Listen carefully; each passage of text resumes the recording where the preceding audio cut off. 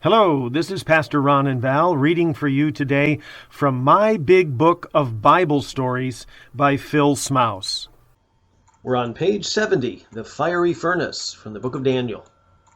Some kings are okay, and some kings are all right, and some kings do some things better kept out of sight.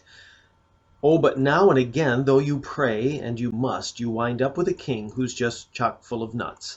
Like King Nebuchadnezzar. King Nebuchadnezzar? Just the nuttiest king that the world ever knew. A king way back when, worse than old you-know-who.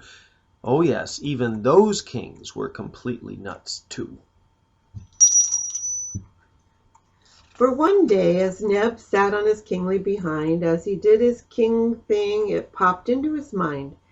Just one teeny small thought, just a tiny to-do, but it grew, and it grew, and it grew, and it grew. And he thought, well, why not? I'm the king, am I not? And besides, I have nothing much better to do. So he gathered together each nickel and dime, every bright golden twinkling thing he could find, every nugget and trinket, each coin and doubloon, he melted and smelted from morning till noon. He fashioned an image, an idol, a lie, nearly 9 feet around, almost 90 feet high. Well, he looked at that thing, and that thing looked at him, and that big fat king head of his started to swim. So he called for his pipe, and he called for his bowl, and he called for each person he ruled or controlled, and he lined them all up just as straight as can be, and pronounced and proclaimed his toot-fruity decree. O peoples and nations and men of all tongues, yelled King Nebi's yell boy at the top of his lungs, when your ears hear the toots of the fifes and the flutes, when the choir honks and hoots their kazoos and kazoots, when the harps start to plink and the bank tweets and twitters and patters and pitters their bells and their zithers, fall flat on your face. For the king does command, as you crinkle and bake in the burning hot sand, as you simmer and sizzle with glee and with pleasure, worship this statue of Nebuchadnezzar.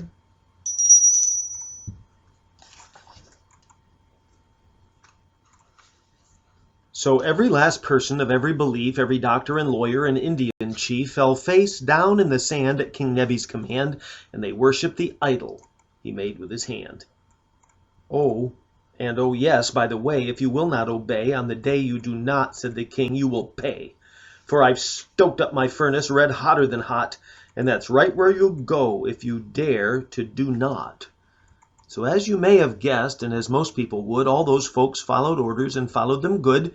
Every one, that would be, except three little wee little godly good guys, with a wee little pea little godly surprise. 3 godly good guys who said, no, we won't go. Shadrach, Meshach, and Abednego. Can it be, asked the king, that you're really so bold that you will not bow down to my idol of gold? Now let's try this again. It's quite easy, you'll see. Simply open your mouths and repeat after me. When your ears hear the toots of the fifes and the flutes, when the choir honks and hoots their kazoos and kazoots, fall flat on your face. Yes, we heard your decree. Your toot-fruity decree is as dumb as can be. Do whatever you like, do whatever you will. Throw us onto your greasy black barbecue grill.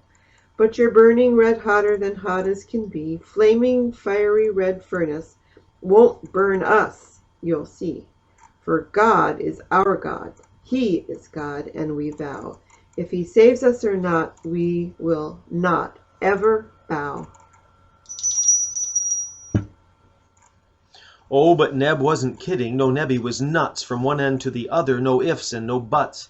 So he fired up the furnace, he made it red hot, 7 times as red hot as it ever had got, and he opened the door and just threw them right in. But what happened next stopped King Neb in his tracks.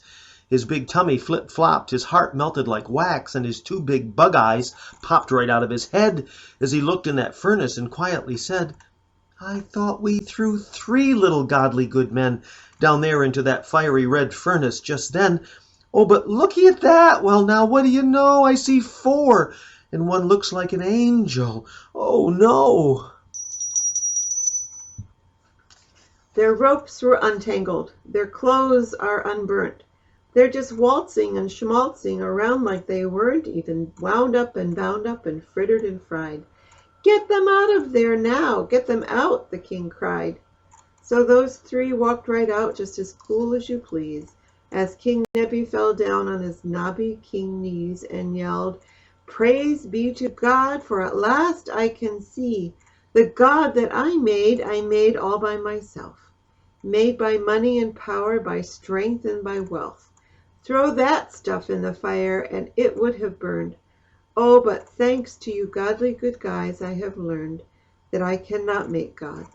Oh, but God can make me. Now my God will be God, and his work will be me."